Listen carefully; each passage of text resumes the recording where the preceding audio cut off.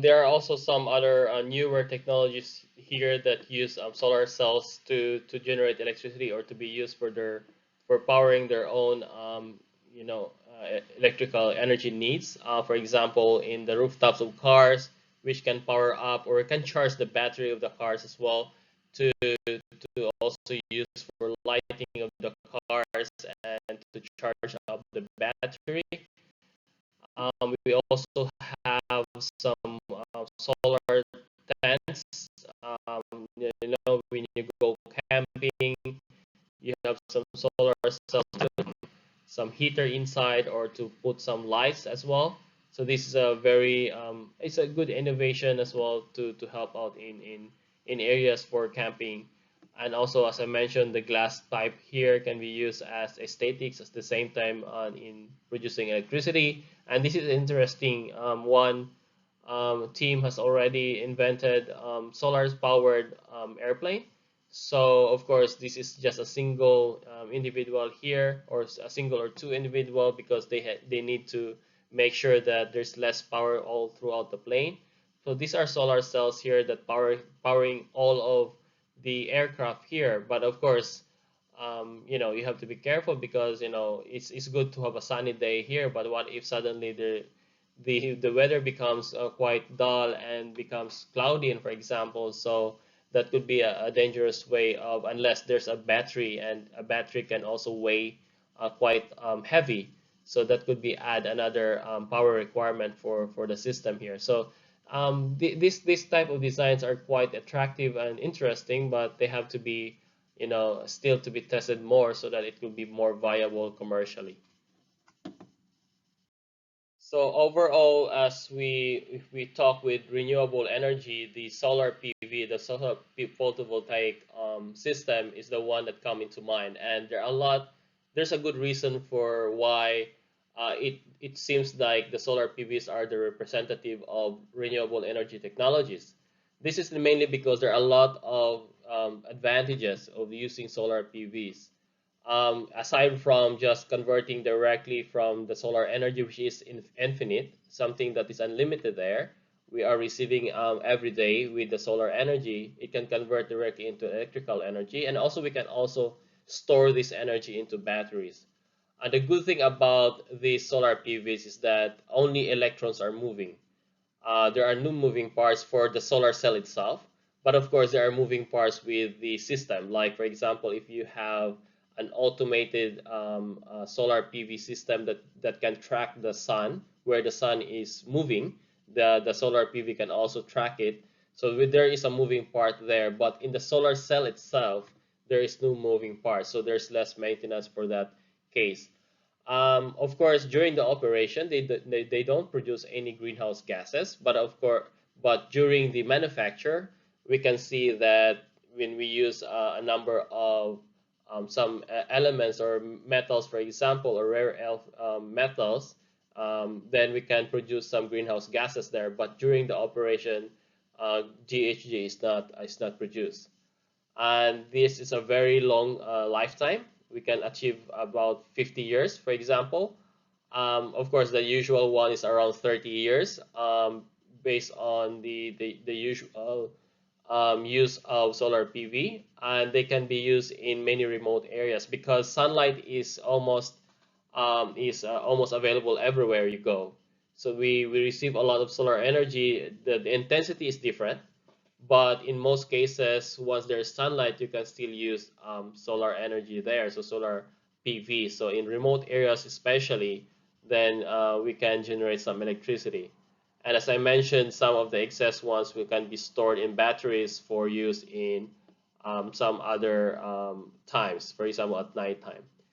And we are fortunate enough that in Australia we have a lot of solar energy, incoming solar energy, and so we can make use of this solar energy as a way of providing our energy security in the future. So we have to tap and access this solar energy by increasing our uptake with solar PVs and other ways of producing electricity from the solar radiation.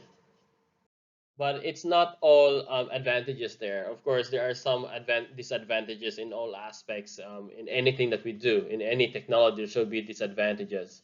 Of course, the most obvious disadvantage for solar PV is that the sun is not shining 24 hours a day. So it means that there's a big portion of the time that we don't generate any electricity because sunlight is a requirement here in producing electricity. And also there will be a lot of days where there are a lot of clouds, so the clouds will form shadow, and this will be quite difficult to produce energy at this point at a peak energy. The shadows at various places, for example, in urban places, there will be some problems with shadowing coming from various tall buildings, for example. And if we have a fixed design, for example, if we have a fixed design, this system here is fixed. So it means that the solar PV is only angled at one direction. So once because the sun is always moving throughout the day. So if it's only angled at one part, so it means that it's not receiving the maximum energy that it's supposed to receive. And of course, some other disadvantages for this is it will not work once it is covered by something else, like dirt. Some dust could reduce the efficiency of the solar PV cells, the pollution, and of course, another big example is the ice, the snow.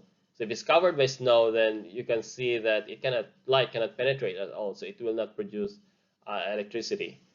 So what is it means here is that the electricity generation from solar PV is intermittent. So it's not continuous. It's not like in fossil fuels, for example, that we can have a continuous cycle of production. But in this case, it only produces once there's availability of solar radiation.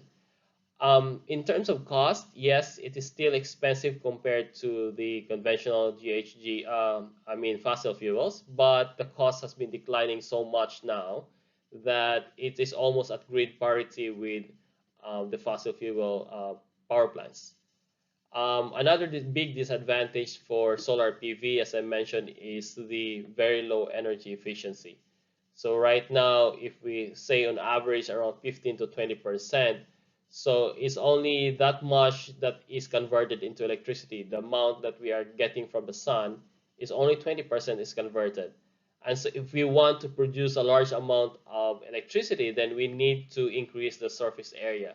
So we need to have a really big or large land area for us to put this solar PV. That's why we have built a number of solar farms, as we say, because solar farms is the combination of various solar PV arrays that to produce a large amount of energy.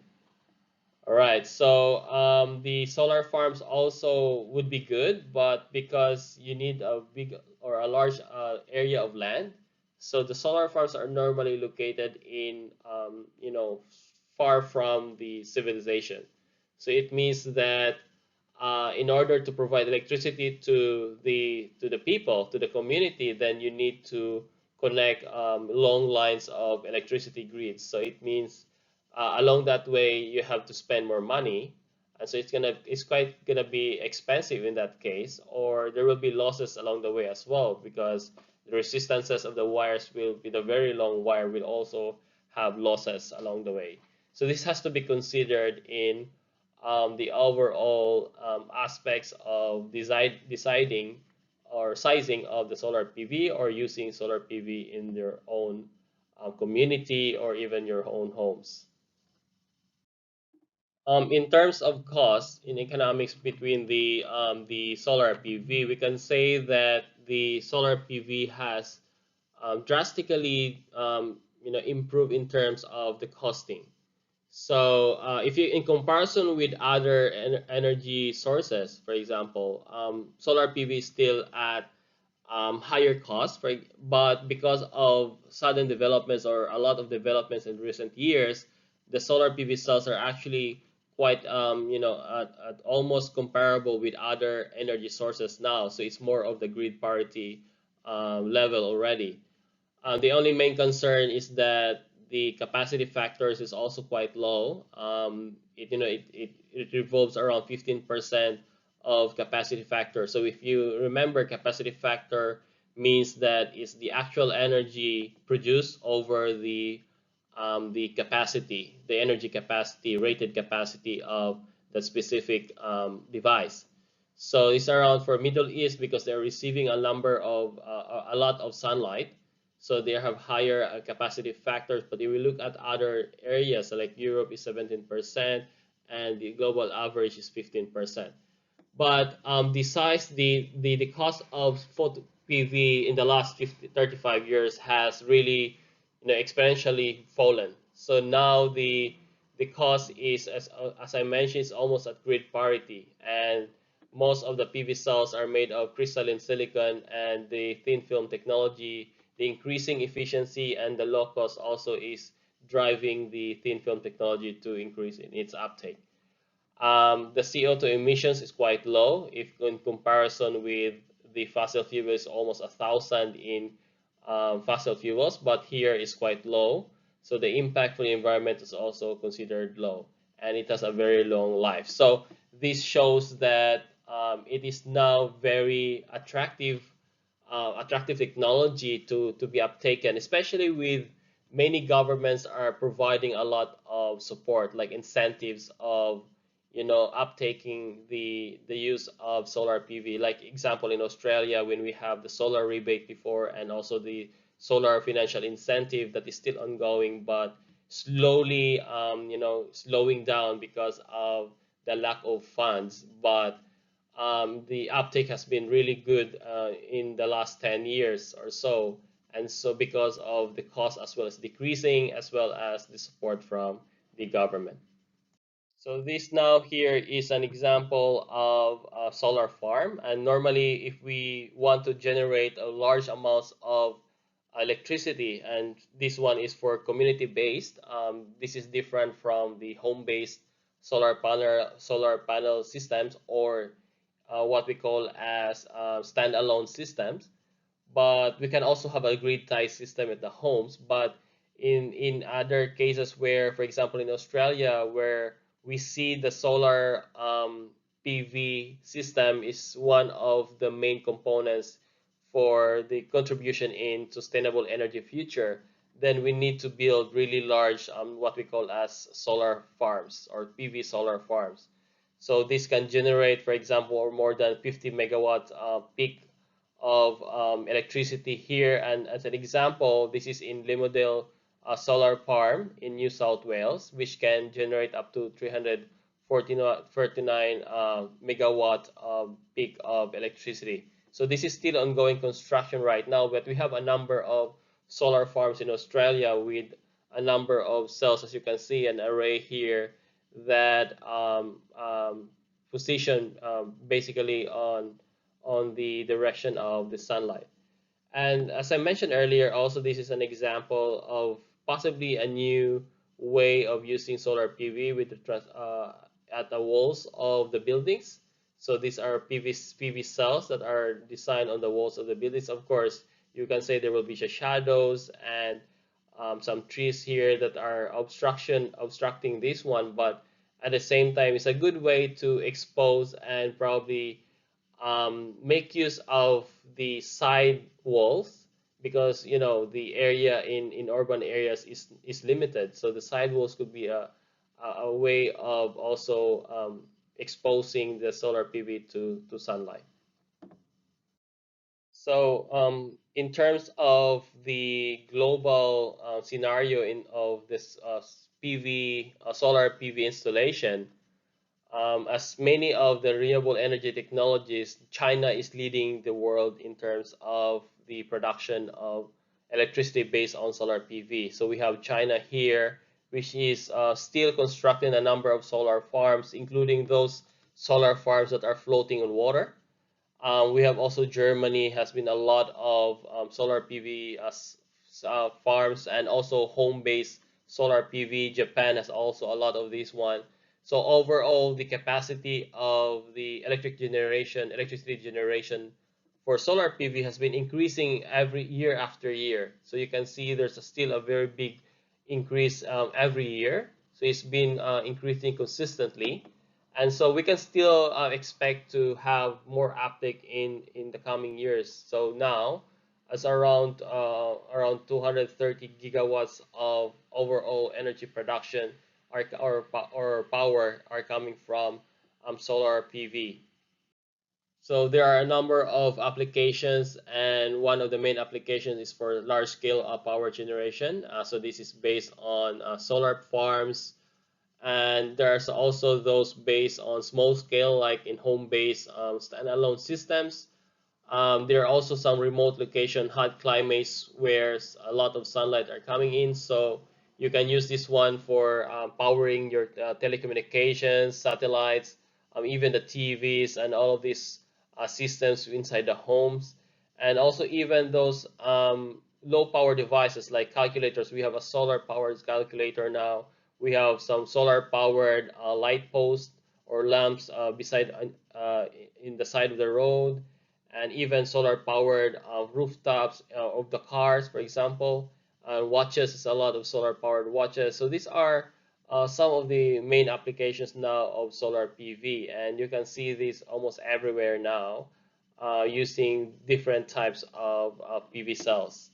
So overall, the uptake of solar PV in the whole world is very promising, and even in Australia is also increasing now. So right in the past, we have around 5 gigawatts of electricity coming from solar PV, but now it's pretty much increasing year after year. And so we are expecting that the solar PV, in terms of the solar farms, will be one of the major components for the energy mix in the future of Australia.